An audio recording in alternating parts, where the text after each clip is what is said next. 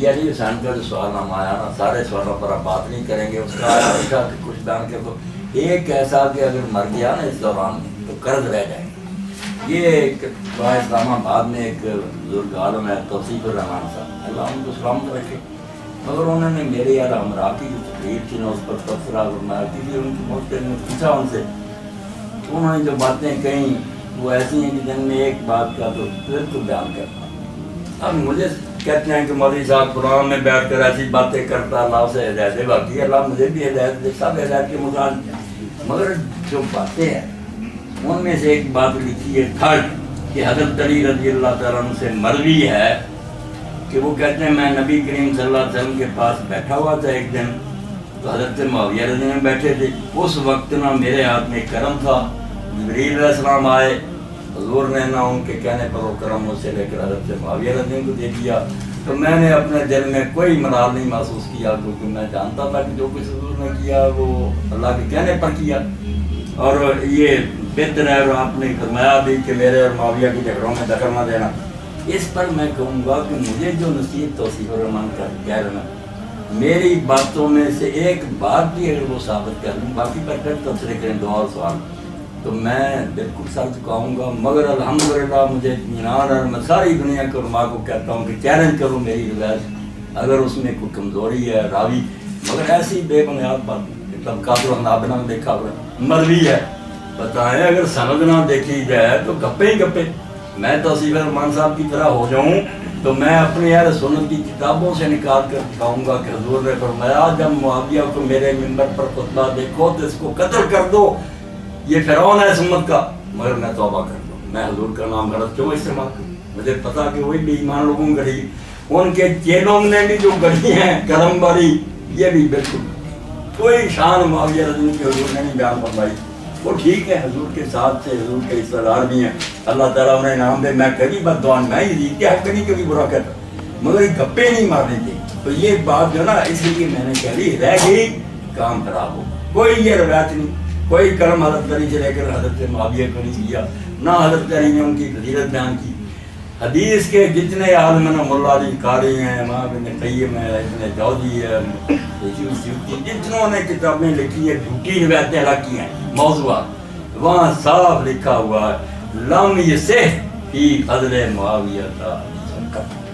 کھنگالنے کے بعد سارے علماء نے کہا حضرت معاویہ کی شان میں ایک حدیث بھی صحیح ثابت نہیں ہے، کچھ بالکل لکھا امام ابن حجر نے اور امام تحفۃ الراغب امام مبارک پوری میں کہ دشمن جو تھے حضرت علی کے انہوں نے گھڑ کر نہ حدیثیں رسالے بنائے کہ حضرت معاویہ کو علی کے برابر کرنے کی، یار علی کو بہت بہتر ہے، علی کے ساتھ پاسنگ کرنے کی جھوٹ بولا، اور وہ امام احمد بن حنبل صادق کہتے ہیں امام مزاحی کہ سب جھوٹی ہیں، کوئی شان نہیں، بس مسلمان شخص اللہ اللہ خیر۔ تو یہ کرم کس سے نہ حضرت علی نے کی فضیلت بیان کی، یا ہمارے شہر کے ایک آدمی جن نے کتاب لکھی اس میں لکھا کہ حضرت علی رضی اللہ عنہ نے کہا کہ جو میری طرف سے مارے گئے جو حضرت معاویہ کی طرف سے مارے گئے سب جانے مصنف ابن ابی شیبہ۔ اب میرا ایک شاگرد چلا گیا، میں نے اس کو نکال کر دکھائی، اس نے جا کے کہا مولانا یہ حدیث ہے کہ حضرت علی نے فرمایا میرے طرف سے جو مرے اور حضرت معاویہ سب جانتی، ہاں ابھی دکھاتے ہیں۔ جب نکالی تو میں نے جو دکھایا تھا آگے، اس نے لڑکے نے کہا مولانا آگے کیا لکھا؟ مولانا کے پیر میں ہونٹ ہلنے لگے، آگے لکھا تھا کہ جو 60 مارے گئے ہیں وہ جنتی ہے،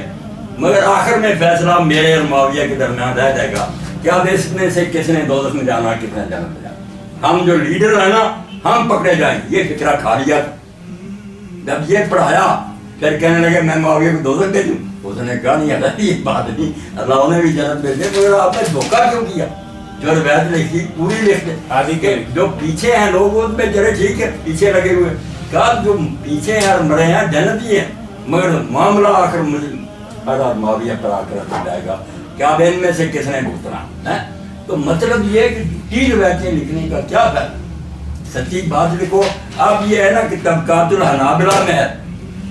یہ نکال کر اور لکھ بھی پہلے دیا کہ مروی ہے، حالانکہ سب جانتے جب ہم نے کہا ہے نا مروی ہے رویا یقال کیلا، بے بنیاد بات کہ ایسا کہا جاتا ہے، لوگ ایسا کہتے ہیں، بے سروپا بات۔ اور اتنی بڑی بات مولوی صاحب کے مقابلہ میں تم نے کہی ہے تفسیر الرحمان صاحب،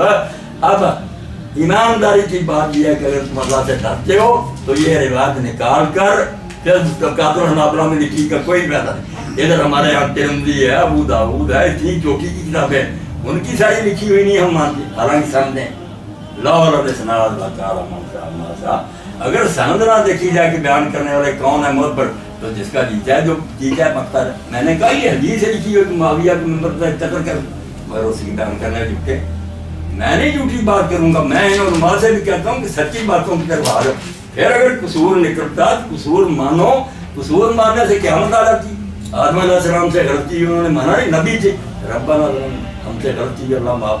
بس سیدھی طرح مان لو کہ بشرطے یہ کام ہم سے غلطی. بات اس کے بعد کیا ہم نے گالیاں دینی ہیں، یہ دوسروں بھیجنا توبہ ہمارے بزرگ ہیں. تو ایک بات جو تھرڈ لکھی تھی نا اس کی وجہ میں نے ضرور سمجھی کہ یہ اگر موت ہوگی پتہ نہیں موت کا تو یہ قرض رہ جائے. اب یہ سن رہے ہیں سارے، علی حسین بھی کہے اور اس کا ساتھی بھی جس کا ذکر کیا وہ بھی جائے، اور توصیف الرحمان صاحب بھی کوشش کریں اور نکال کر دکھا دیں کہ حضرت طریقے کی صحیح روایت ہو. بسم اللہ. ورنہ یہ ہے نا مناظرے کرنے کا شوق چھوڑیں. جو میں کہہ رہا ہوں ایک فقیر درویش، خدا کے لیے اس کو سوچو. میری عمر گزری ہے، تم کہتے شیعوں کی گود میں، نہ مجھے شیعوں سے محبت ہے، نہ سنیوں سے، نہ کسی سے. میں جو کچھ حق کہتا اس کو جزاکم اللہ دیکھوں گا اس کی بات کو. جزاکم اللہ احسن الجزاء.